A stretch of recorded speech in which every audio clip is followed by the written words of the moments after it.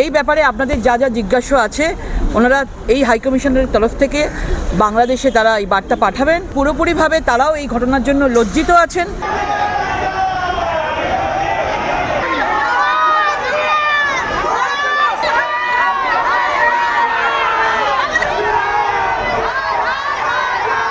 আমরা 5 জনের প্রতিনিধি আমরা হাইকমিশনে গেছি।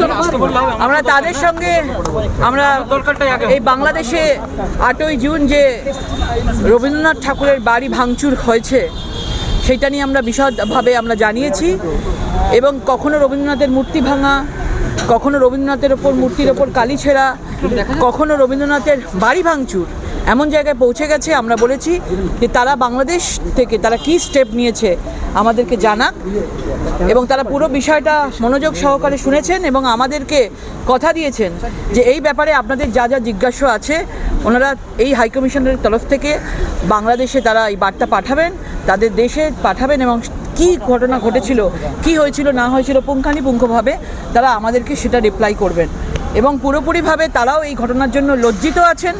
কারণ বাংলা আমাদের ভারতবর্ষ এবং বাংলাদেশ, বিশেষ করে বাংলা এবং বাংলাদেশ একে অপরের পরিপূরক সবসময় শব্দ ছিল।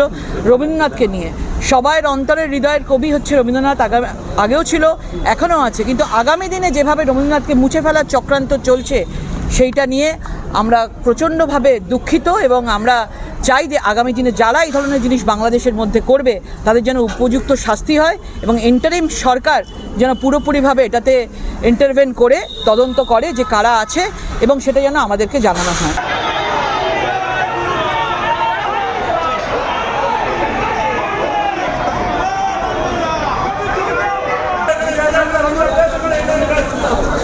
ম্যাজিক হার্বাল টুথপেস্ট দূর করে দুর্গন্ধ সৃষ্টিকারী দাঁতের সমস্যা।